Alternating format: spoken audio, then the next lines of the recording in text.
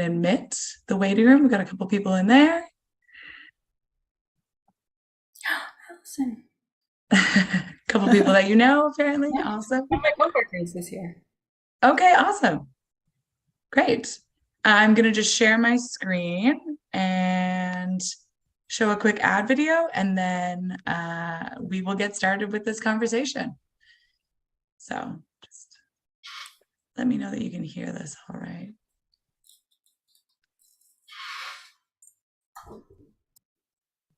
Centra creates opportunities for people living with disabilities by providing information, resources, and programming geared towards greater inclusion and quality of life. Check out some of the programs we offer through our online learning platform, Connect Together, including our Service Mondays, where we highlight a local organization or initiative, Wednesday Chair Yoga with Bobby Seal-Kobiski, Thursday Adapted Fitness with Megan Williamson, Friday Rotating Dance Classes hosted by Janice Lawrence and Joanne Cuff, and other initiatives including presentations by the Disabled Independent Gardeners Association's Growable program and our Perspective series.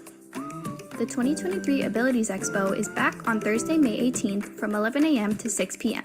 Find out what adventures await you with presentations, service providers, and nonprofit organizations that support the needs of people with disabilities and connect them to our community. Check out our updated programs calendar on our website, connectra.org, or find us on Facebook at Connectra Society. All right, I'm assuming we could all hear that. Right on. So welcome everybody to our Perspective series on navigating sex with a disability. Just kidding, we'll get it all together here. I'm Emily. I am your Connector Program Coordinator. Perspective series are something that we started during the pandemic on our online learning platform, Connect Together.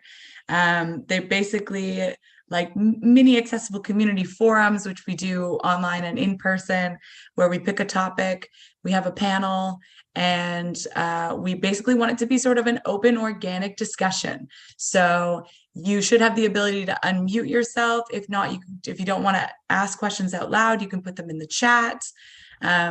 Know that this is being live streamed to Facebook and YouTube, so you can choose whether or not you'd like to have your camera on or off. And just know that it will live up there. So you can share it with your communities afterwards. There might not be as many people in the room right now as there are online, but we're going to get into some juicy topics here and hopefully spread some information and make people feel empowered about talking about these topics on their own time. So yeah, if you require closed captioning, make sure to turn them on in Zoom. And I will let now the panelists actually start to introduce themselves. So why don't we start with Rachel? Can you tell us a bit about yourself and how you sort of relate to this topic? And Yeah, thanks. Rachele, sorry. That's okay. I was going to say it anyways because I get to introduce myself. My name is Rachele. I use they, them, and she, her pronouns. And I'm a sex educator. I guess that's the main thing. And I'm disabled and I'm queer. And so I hold like a handful of identities, I suppose, all of which inform the work that I do. I also recently hosted a show on AMI called That Sex Show, all about sex disability. That was like a cool new thing that I've done. So, you know, like there's exciting topics that are coming up. It could be a cool place. Kelsey and I did talk on the show, so get to see us later. It feels weird to say that about myself because usually I'm just like, I don't know, I do workshops and things. But yeah, I do sex education. I work at a sex shop in Halifax, Nova Scotia called Venus Envy. And we are very much like a community hub as well as a store that sells sex toys and books and things like that. And I'm the education coordinator there. So I do a lot of organizing of, things online and all the workshops and stuff like that. But yeah, the ones that I really get excited about, like teaching or running and facilitating, are always the ones that are related to disability and sex, because that's just my area of interest and expertise, I suppose, and what's close to my heart and my soul, realistically. But yeah, that's me. I'll leave it at that for now. That's awesome. Thank you. Thank you for sharing. Kelsey, do you want to go next? Yeah, sure. Can everyone hear me okay? Amazing. Hello, my name is Kelsey. My pronouns are she and they. I'm a queer and non-binary certified sexual health educator in Vancouver. I live with disability, but I don't live with cognitive disability. So I won't be speaking from my lived experience today. I'll be speaking from my professional capacities, supporting folks with cognitive disabilities around their dating lives, their sex lives, their gender journeys, all kinds of stuff. I do that work with an initiative called Real Talk. And so we're a sexual health initiative specifically aimed at folks with cognitive disabilities and maybe their support network. So like their caregivers and such.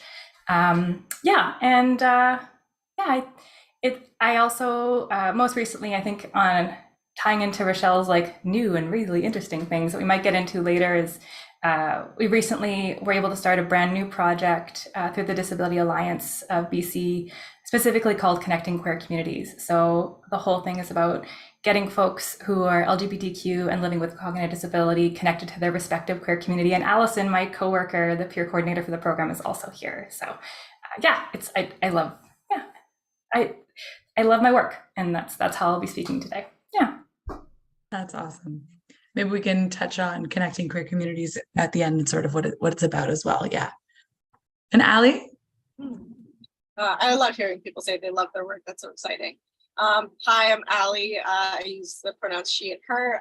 I live in Vancouver, and I'm a registered clinical counselor. I work predominantly within the queer, kinky, and non-monogamous community, as well as working with interabled relationships and discussing relationship accommodations and how to accommodate and work with, differently abled bodies and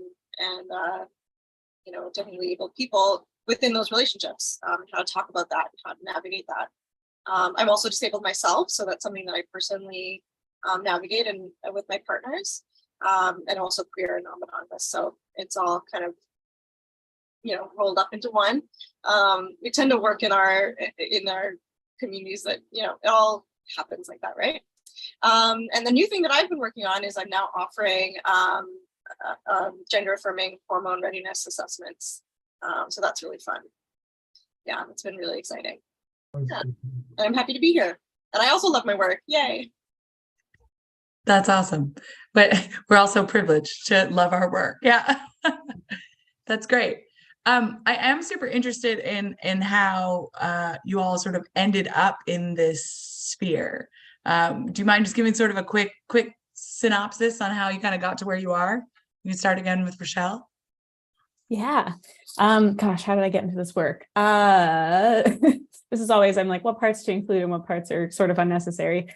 So my background is originally in recreation therapy. So I sort of always had this, while in school, I was like, oh, I like working sort of around like the disability sector. And I like working with people to help them do what they want to do and not what they have to do, I guess. So that was always kind of in the back of my mind. And then when I was like midway through that degree, I came out as queer and was just noticing that there was like, I didn't know what I was doing. I was just kind of like, oh, I don't know like how to be queer, which I mean, that doesn't really mean anything, but it did at the time for me. And so I went to a workshop with Venus Envy, funny enough, where I work now. And I was just so enamored with the person who was giving the workshop, who was talking about sex in like such a cool and like open way, and was like openly queer and just like was awesome. And I'm kind of like, hey, this is a job people can do.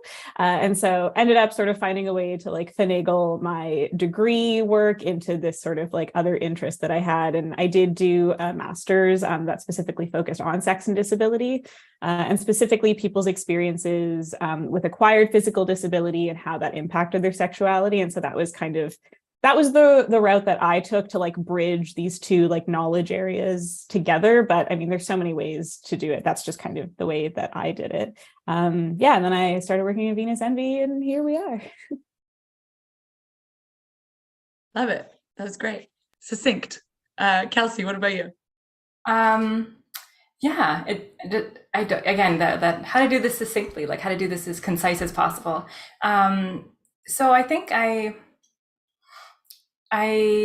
ended up in sexual health because I got quite sick in 2016, and my disability became a much bigger part of my life than it had prior been, and I found that I couldn't work really in a lot of different, like I wasn't able to do the capitalism very well, and so I ended up sort of taking a very I had to change a lot about my life to kind of accommodate that, and I ended up in sexual health from sort of like a really I was on a journey that I didn't realize you could end up doing that work as like a job. I saw a bus ad for options for sexual health for folks who don't know, it's like the BC affiliate of Planned Parenthood. And I was like, at the time I was like, I had my own questions, like I felt pretty failed by sex ed. And BC has some pretty comprehensive sex ed. So that's saying something. And so I went on my own kind of I have questions about gender and queerness and all these other kind of things. And in doing so, I just sort of kept taking these kinds of trainings and was surrounded by folks who were like, oh yeah, I'm doing this to become a sex educator. I'm like, that's a what now? You could do that? that's a job? Yeah. And so I think I ended up, when I was doing my practicum, I ended up meeting John Woods, who was the founder of Real Talk and had just started that. So he'd been in the community living sector supporting folks with cognitive disabilities since 1990. And so he was just starting Real Talk. It was brand new in 2017. And and I started working with him, and that's kind of how it converged. And we've been going ever since. Great. Fantastic. Allie? Yeah. It's an interesting question for sure, and hard to track. I think for me, it dates all the way back to high school somehow, and noticing a need for these kinds of conversations, and so openness around these kinds of conversations that were not happening, and I've just always been a person who fills the gaps. Not to make a easy, crummy, dirty joke, but that I just was like, hey, with my friend when I was younger, having those hard and open conversations around how bodies work, and then in my master's for counseling, I had a couple of people say, I learned more from you in this class than I did from the professor. Because sex has always been a special interest of mine. And then, I was just like, this is, and I did my thesis on sexual health education in BC, which is great in theory, but then falls apart when we actually get into the schools, it turned out. And I was just like, well, I need to do this. This is something I need to do. I need to talk about this with people. And so I pursued it.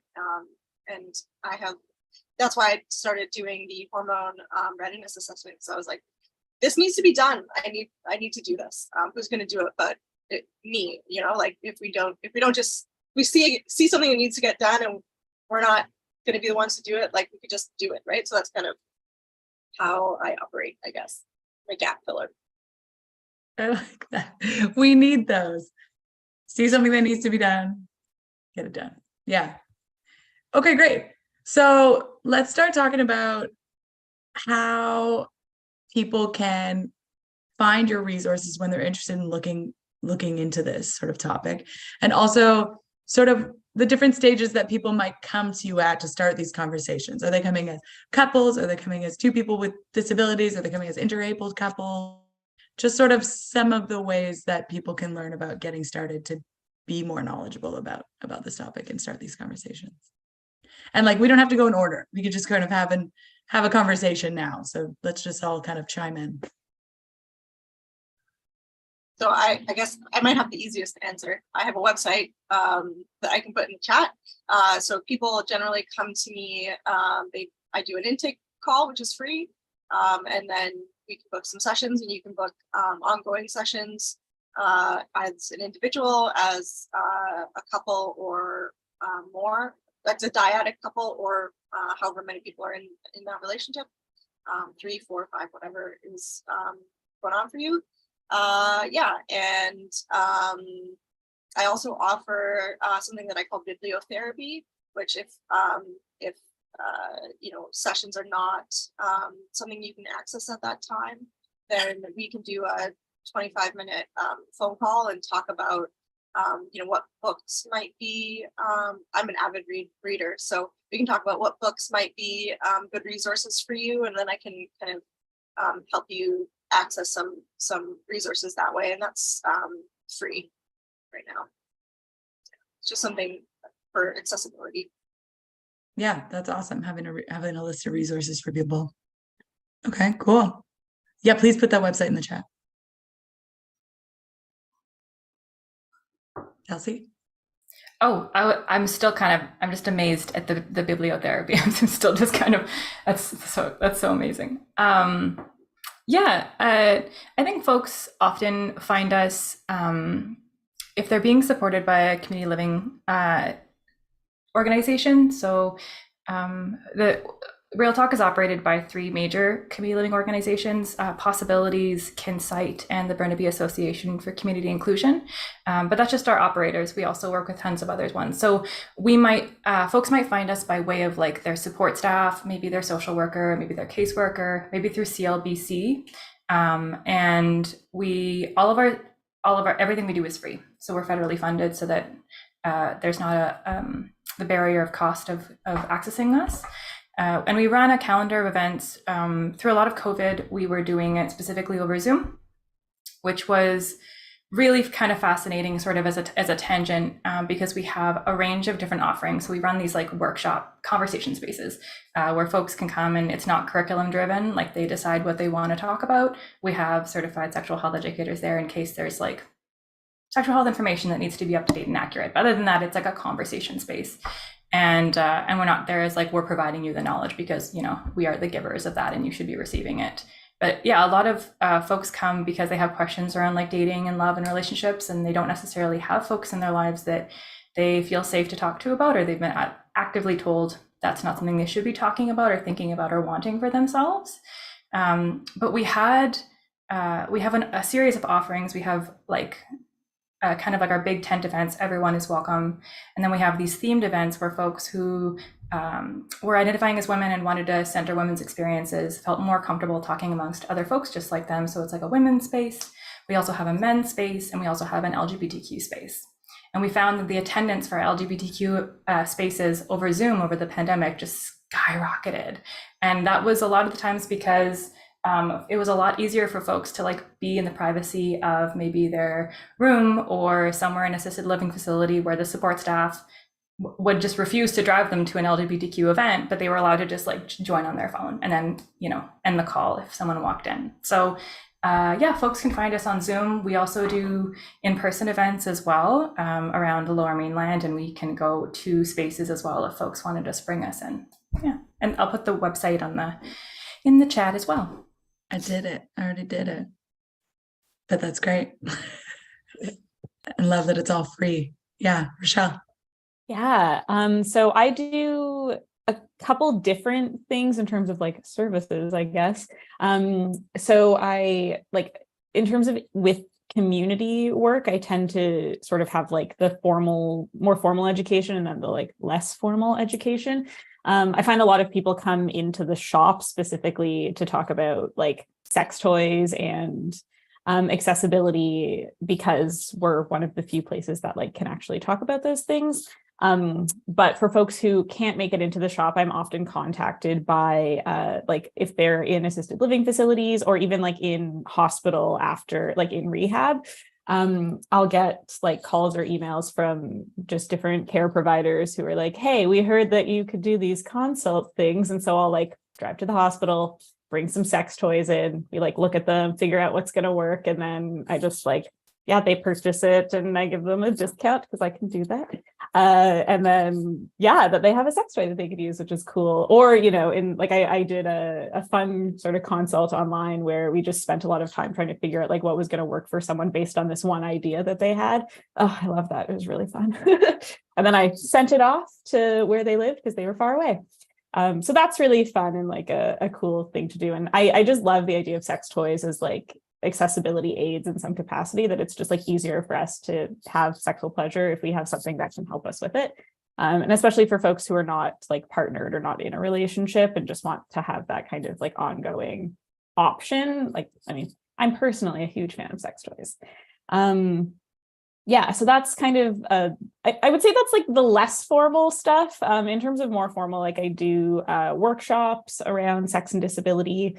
Mostly those are paid for. We are sort of like a shop and we're not governmentally funded, but it's always sliding scale. So it goes from like $5 to $20. Most of the workshops that we do at Venus Envy are all hybrid options. So there is like an in-person facilitator and then there's like an online moderator, and we have sort of an ongoing sphere of information going, regardless of like who or how people are participating. The ones that I run that are specifically about disability, I usually just offer them online fully because it's nice to be in my own house if I can. I like that.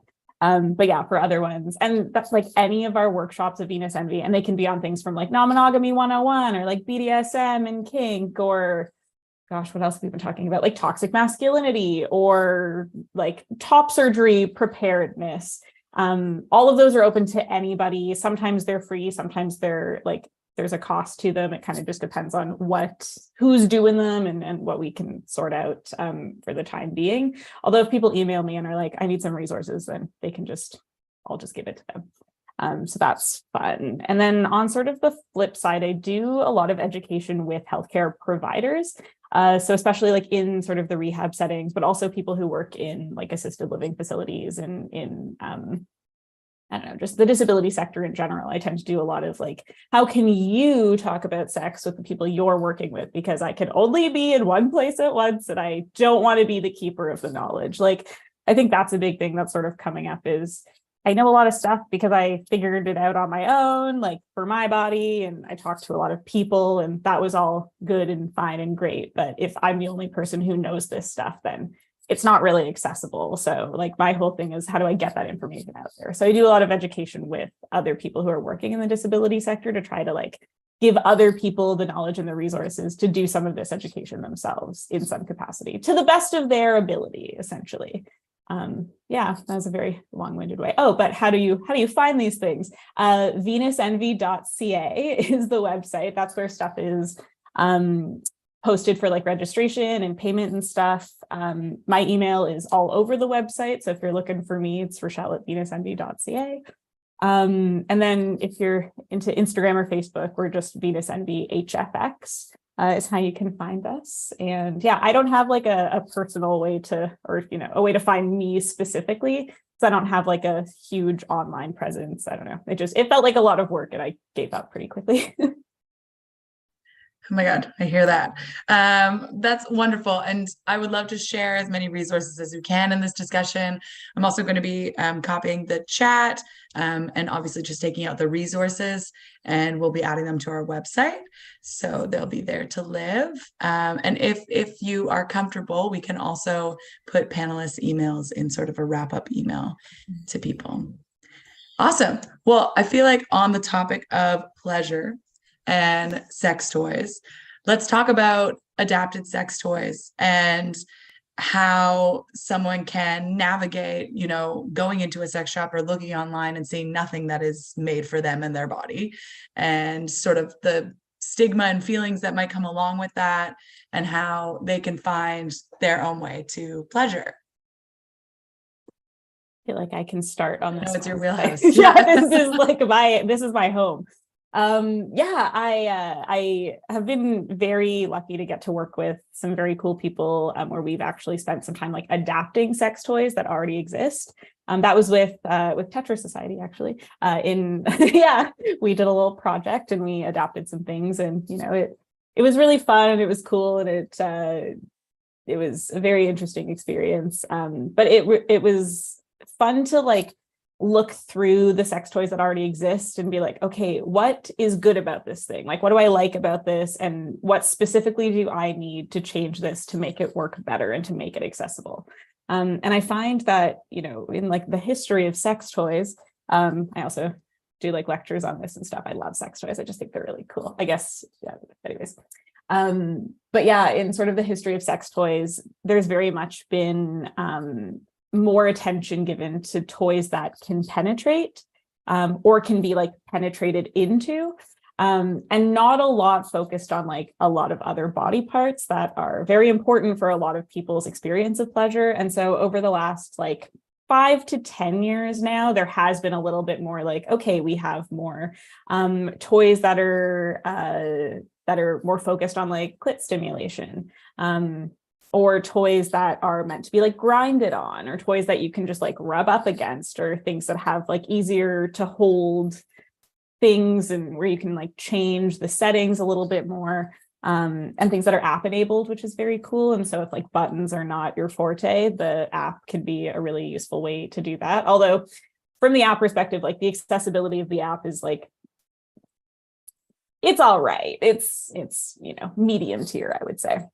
But with that, I find that there has been a lot more attention to sex toys for like more bodies, more options, and just like more like different interests. But yeah, I find that there's still a lot of like, you have to be able to hold something or grip something, or you need to be able to like handle a certain kind of vibration or a certain texture and like weightedness of like heaviness of it. And so that's not ideal all the time. And so I spent a lot of time like kind of hacking sex toys and figuring out how I can like at a very low cost level change a toy or like attach a toy to something that like someone is already using to make it more accessible. But I do find that like I do personally think it's impossible to make like a single toy that will be accessible to everybody. I think the whole thing about like making something accessible means it's going to work for a specific person's specific needs. And so I have been very excited to do more of like the adaptations to sex toys, because I think that I think it's better, honestly. I don't know. I think that like for us to actually hit every person's needs, we're going to need to make more than one toy probably. So yeah, that's yeah, I'll leave it there for now. Yeah, absolutely. There's too many range of abilities for sure. Does anyone else want to touch on that? Yeah, I think you know what Rachele is talking about in it from an emotional space is like being able to access some like energy to do the search and some curiosity and creativity in order to like, how can I use this? How can I like, you know, how can this work, right? Or how can I modify this to make it work for me? And I think sometimes what I notice is there's, in order to access that for ourselves, we might have to first process some anger and some grief around needing to do that. And like the extra work required, because most stuff is not made with accessibility in mind, or when it is, comes with a higher price tag. And that fucking sucks. That is not fair. And there's some very rightful anger and grief, you know, and there's, you know, there's a lot of energy that we need to access. And so you know what I mean? Like there's some processing that needs to happen in order to get, and that takes work and it's exhausting. Yeah. Kind of adding on to that piece of, I think something that we find is like, so we do these new things where we take folks into the community to kind of apply some stuff that they're learning in real talk spaces. So we've gone to 2 different sex toy stores now. And it's been really cool. The staff are very like, it's after hours, they're super welcoming. They'll show everyone all the different kinds of stuff available. But for some of the folks that we support, the idea of going somewhere that's specifically like a sex toy store, they just might not have that luxury, and it just might not be in their control. So something that we do is we try and like warm them up to the idea of like not just the barrier of cost, but the barrier of privacy. And so we have a lot of conversations about like places to start that are like maybe less, I'm gonna say threatening, but less threatening to gatekeepers. And so like how London Drugs, places like really common like pharmacies are getting a bit better at ranging their like personal massager areas, you know? So it's, they'll have like these maybe like $20 vibes, or things where it's like, it's less conspicuous for folks to go on their own to London Drugs and buy a $20 vibe in amidst getting their prescriptions, you know, and then coming home with it, and they're less likely to have their stuff searched, you know, compared to like if they got something. And I know a lot of sex toy stores are so great about discreet packaging and stuff, but like just the barrier of like the access Yeah, and also a lot of the folks that we support are like on disability benefits or don't have access to their own money. And so some of the really great things that I think Rachele was talking about are just like not affordable to the folks that we tend to see. But yeah, just another piece. That's super interesting to think about, being on disability and then having to sort of show what you're spending your money on and whatnot. Yeah. So in like trying to, you said, kind of like ease people into the idea of things, what are sort of like some tactics, some tips that you use with your community in trying to get them to feel safe about talking about stuff like this?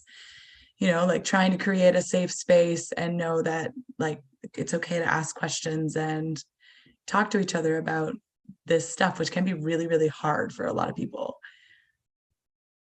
Yeah, I start talking about pleasure in a completely different realm. So like I think a really good place to start is like, what are other things that feel good in your life that you enjoy? And let's talk about that, like movement or food or sunshine, or like what are other things in your day that feel good, that are not sexy or whatever, right? And let's talk about increasing that, or let's talk about how that feels in your body, and the sensations that come up. Because that's basic, like sex is just sensations that feel good in your body, right? And pleasure seeking. And we have a lot, even around those kinds of things, like seeking pleasure through food or through movement or through sunshine and going outside. We have shame, and a sense of wrongness around doing that sometimes. So just starting with that can be a little bit of like an opening to talking about things. And that for me is helpful because I have time with people to start doing that work. Many conversations. So that can be a helpful way to start normalizing the conversation. And also, something that I do is normalize talking about sex. Like it's normal for me, and I'm not going to bat an eye around anything that you say. It's all something I've seen before. That's beautiful. I like that it's just pleasure seeking, sensations in the body. Yeah, that's a really nice gateway into the conversation. Kelsey? Yeah, so something that we do is we try and model these conversations of what they look like. So something that we do at Real Talk is we film these, we have a video catalog. I think that's almost over 100 videos now. And they're conversation videos where folks with and without cognitive disabilities come and sit down on this set that looks like your best friend's living room. And they have this really like unscripted, open and honest conversation about all different kinds of stuff, ranging from like, privacy and talking to your parents and your family about wanting a sex life or wanting to get married and have children, to to kink, all different kinds of stuff. And I think we will show those videos at our events to kind of show that like maybe you come into this space having a lot of feelings around the idea of talking about this, because every time you've tried, you've been made wrong. Like you've been told that that's not allowed. You're not allowed to talk about that or say that. So seeing folks that look like them, live like them, have their same living experience, talking about like their hopes and dreams and having like gone to a munch, like all those different kinds, like just like, oh, like that's, which is different as folks who live without cognitive disability, like it doesn't land the same way. And so seeing that kind of modeled, we do that a lot. We also have a really baseline rule, and I think a lot of sex educators are pretty good at this, but just we never make wrong anything that folks say. So they can come and they can ask these questions around like, well, what is this? Well, what is that? And like every other place they've tried to ask those questions, someone has told them to like be quiet. So they're never wrong for like bringing those conversations up. There's a whole lot.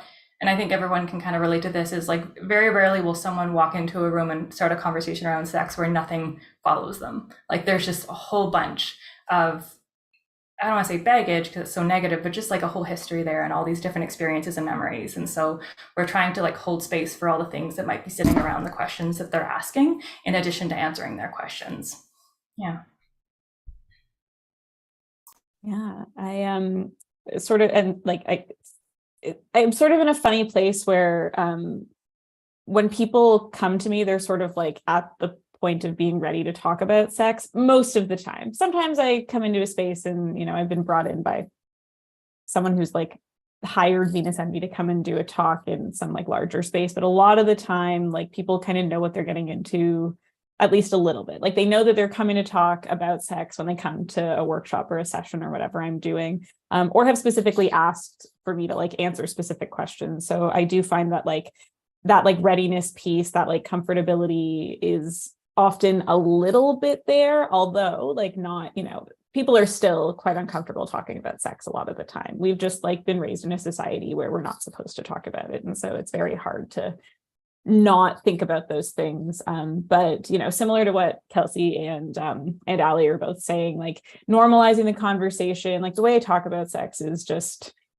like, it's whatever. It could be like, I'm tying my shoes, or like I'm making dinner. It's just kind of like, whatever, this, that, and you know, you know, kind of in the same way of like normalizing what other people are bringing to the table, and not like shaming anyone for their specific thing, or, you know, not saying like you're not allowed to talk about that here. Anything's kind of on the table. I tend to overshare a lot, and I really encourage other people oversharing, like when possible, just to keep things, you know, just to offer the space for people to actually talk about something that they haven't had a chance to do in a long time, or maybe ever. And so that has been fun and exciting, I guess. I don't know. People share really cool things, and I love to be able to answer questions that people are bringing to the table rather than like bringing my own stuff that I think is important. There's something else I was going to say. Oh, right. But, you know, similar also to what Kelsey is saying, like people have a lot of like complicated histories and feelings about sex. And so no matter what I'm doing, I always try to keep it trauma informed in sort of the best way that I can, of, you know, offering space to like stim and doodle and for people to move around a space if they need, even like the simple things of like offering breaks in between to make sure people have like a second to like cool off and cool down. And just like, you know, using non-gendered language, or explaining when I'm using gendered language, if there's like a specific reason for it, because usually if I'm using it, there's a specific reason for it. And yeah, just like being aware of what might be difficult for people to hear, and sort of prepping people to hear it in a way that gets them ready to like, you know, hear the thing that's hard. Yeah, that's beautiful. It's like such a gift to be able to create a safe space for people around a topic where they maybe have had a lot of experience of being made wrong, or just not even thinking that it's something that they're allowed to talk about or think about, right? Is there often, I know, Ali, you work with couples or relationships, or that are beyond couples, and sort of in teaching and helping people express their needs and their desires. Can we talk a little bit about like starting a conversation with a partner or a multitude of partners around what you need and what that might look like, and relationship accommodations that may need to be made? Yeah, definitely. So that conversation for me really always starts with what is sex? Because people usually have a particular understanding around what is sex, and the people involved might have different understandings of what that is. So we definitely want to talk about that around what those people consider to be sex in their relationship, and what that means, you know, and what kinds of like how they want sex to look, or, you know, kind of what sex means to them in their relationship. Like there's a whole host of questions there. And then I really like to do an exercise with folks called the want, will, won't list. And you might have heard of it. It's not very secret. It's pretty popular. But you basically make 3 columns. You make a want list. So these are things that you really want to do, you're really excited about, you're really like, whoa, I love that. A willing list, which is like either I'm willing to do this if you like it, or I've heard about this in theory and like I kind of like the theory, but I haven't tried it, so I'm curious about it, or like you're willing to do this, or, you know, kind of that middle zone. And then the won't, like these are no goes, no thank you. You can also think about it as like green, yellow, red, like whatever, right?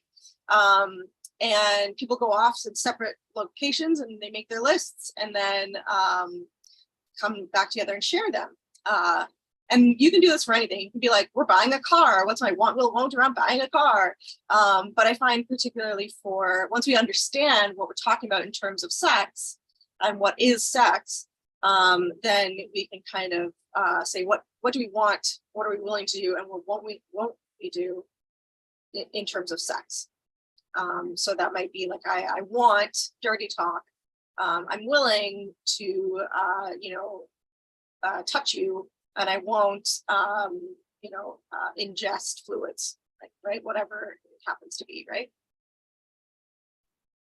That's great. That's a great, I mean, that's such an, seems like common sense, but that a lot of people wouldn't think about. Let's all go around and tell what our definition of sex is, because that could completely look different to lots of people. Yeah. I know Allison has a question, but does anyone else want to touch on this before we go to Allison? I love the will, want, won't list. I have used it myself in my relationship, and I think it's such a good and useful tool. And I always tell people that if they're like writing it on paper, to write it in pencil, because those, like, the things that we will, want, and won't do, like, change over time as we like learn new things or get comfortable with something we didn't think we'd be comfortable with, or like, I don't know, like read an erotica novel and suddenly you're like, actually, that does sound kind of sexy, even though I hadn't thought of it before.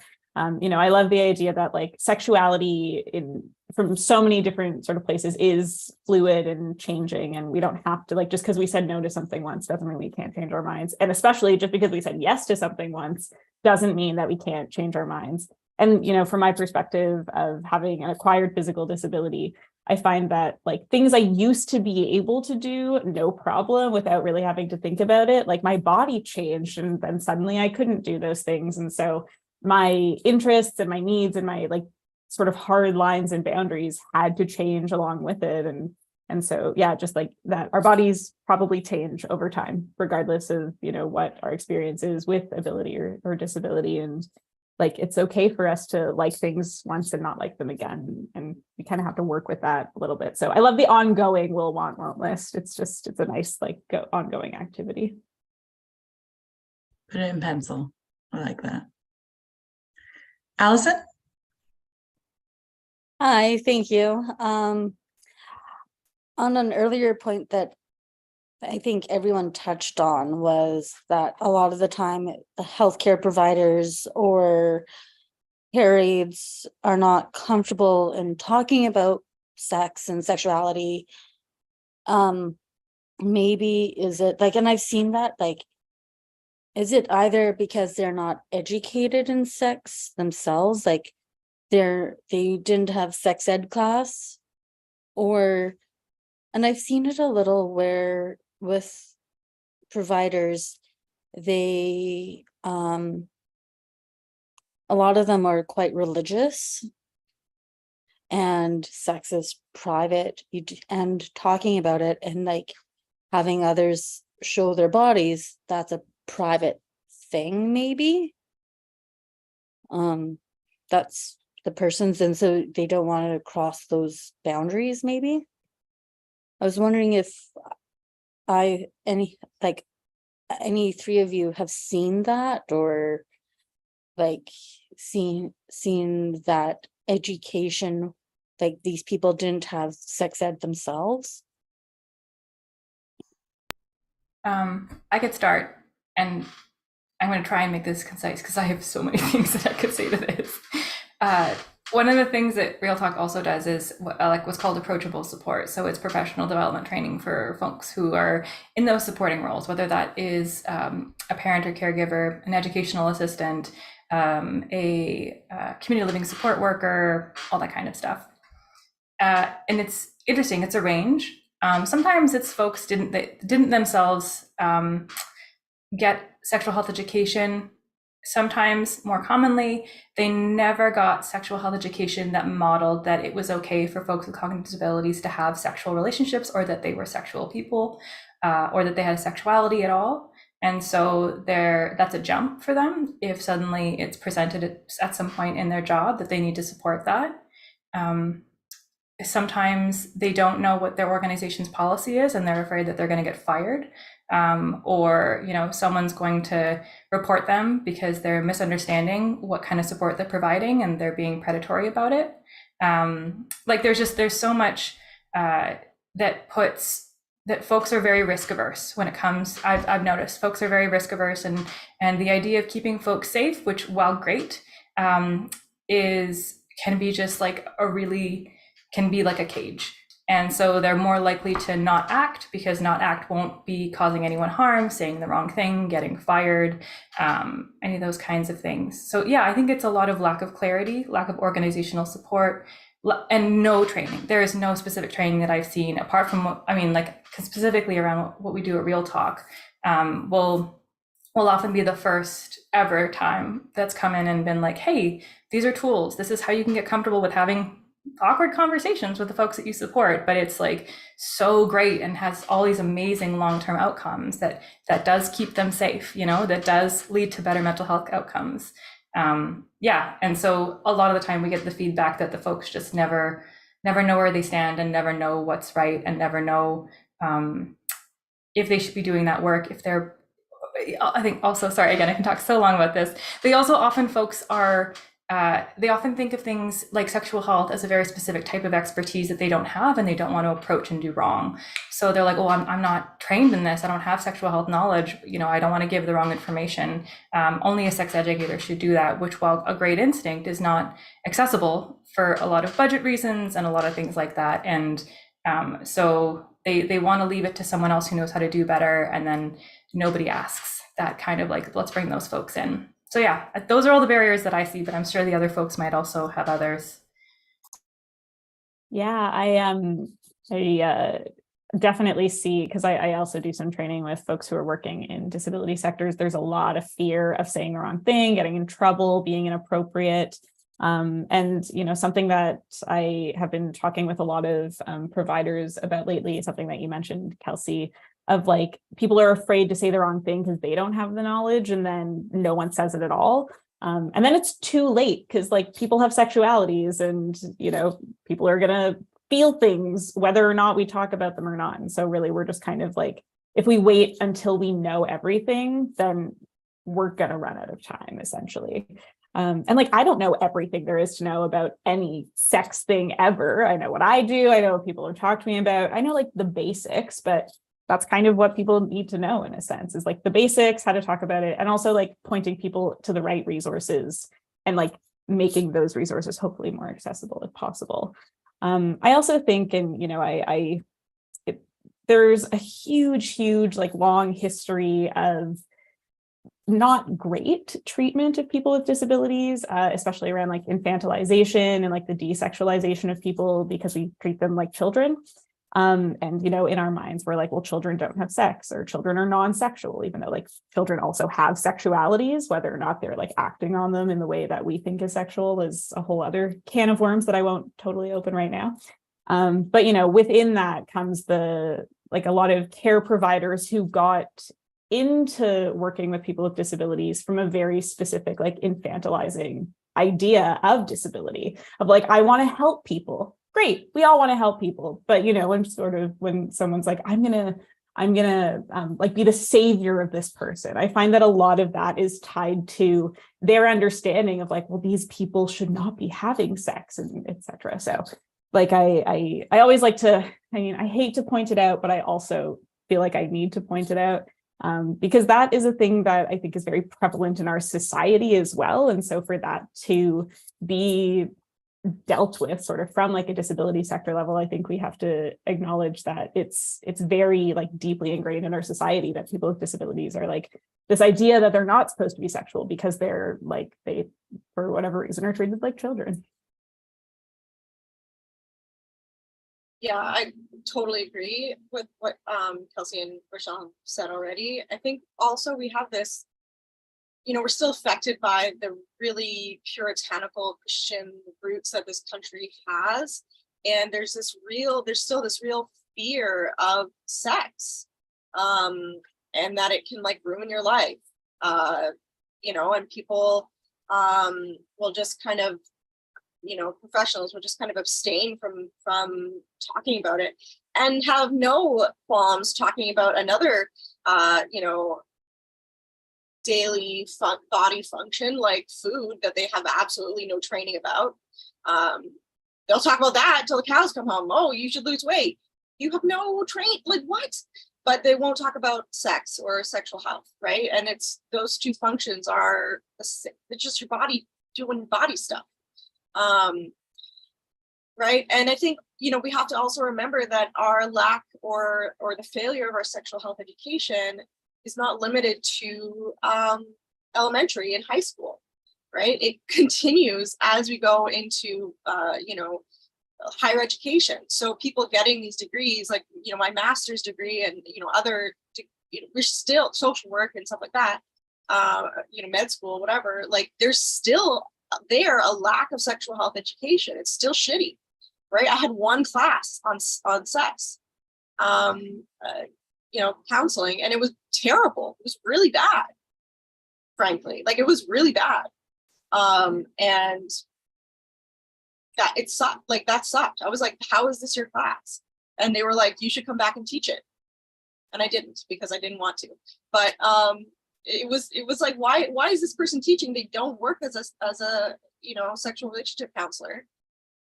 And what they're saying is really dated. Like, it was bad, frankly. And but so it continues. Like these people really don't have training. They should be getting better training. And then they're also scared of sex, I think. Yeah, which I think is just still like so deeply rooted and will take a long time to unpack. Thanks so much for asking that, Allison, and being a part of the conversation. These conversations go by so quickly.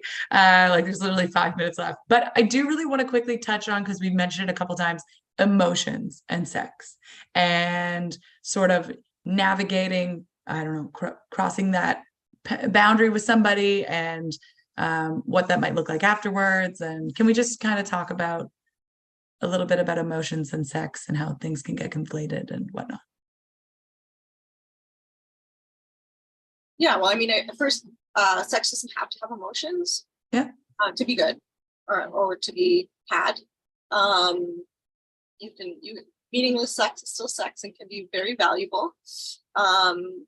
So there's that, but you can have very emotional sex, or emotions can come up during sex. And then you can navigate them with the person or people you're having sex with.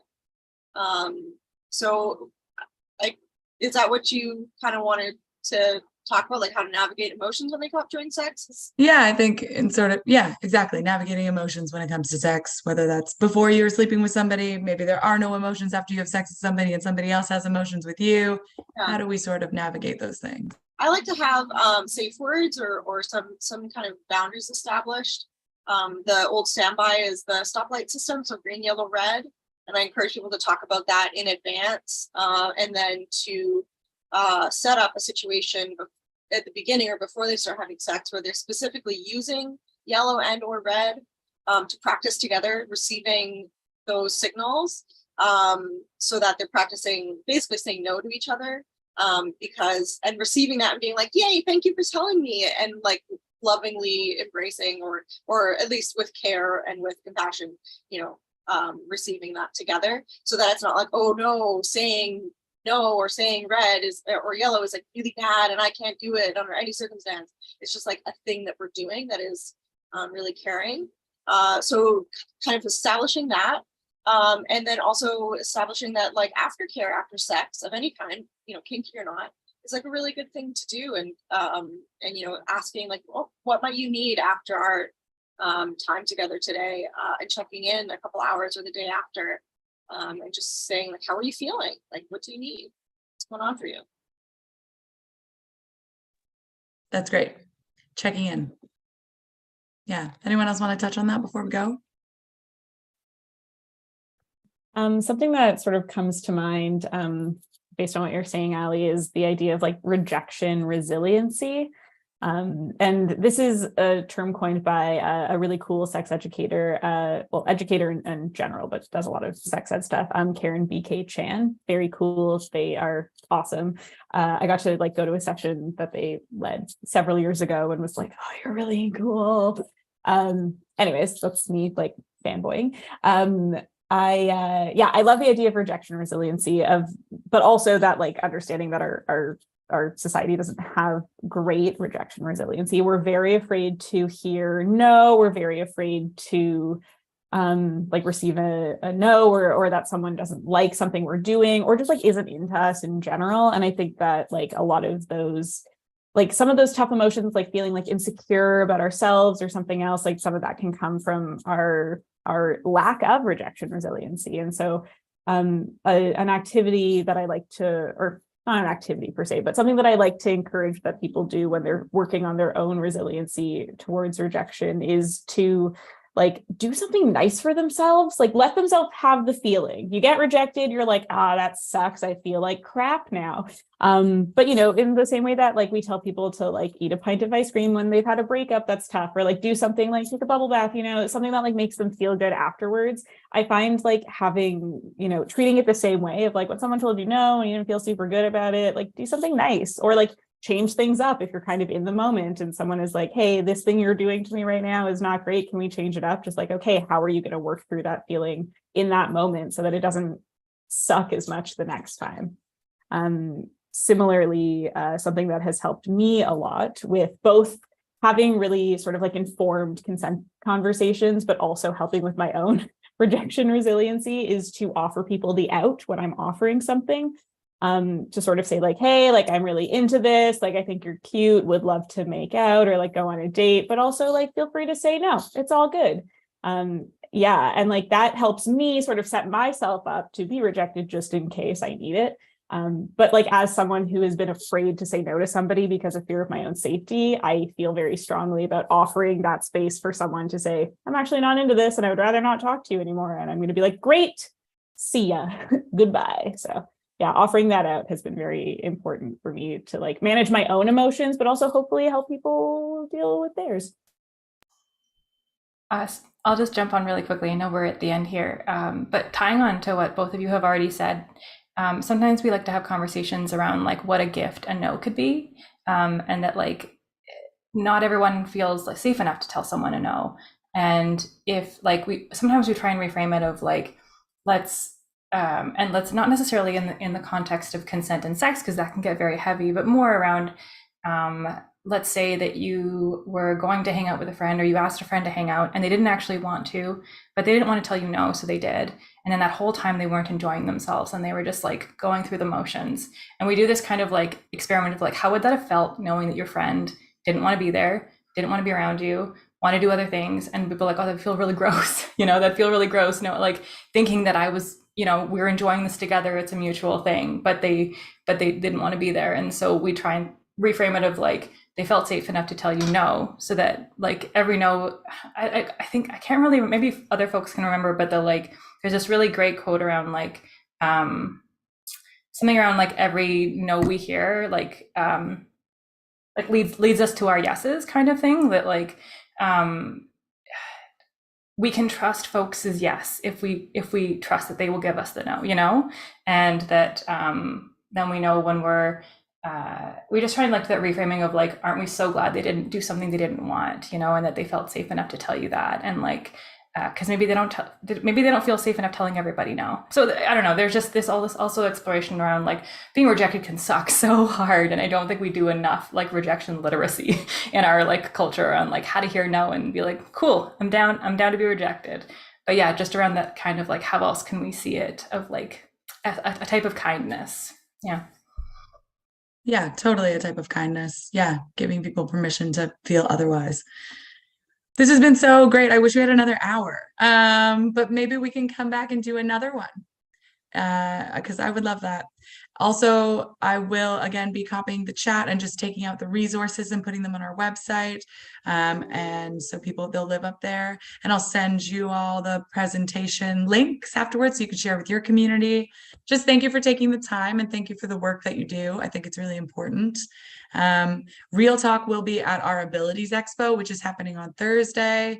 They are giving a talk and they'll have a booth there on your Connecting Queer Communities, which is awesome. I'm putting the link in the chat for anyone that wants to check that out. It's free. It's coming up real quick. I'm excited for it to be over, but I'm looking forward to it. That's like why my voice is so hoarse. And yeah, I just hope to stay connected. And yeah, again, thank you for the work that you do. And I'm glad you're all so passionate about it.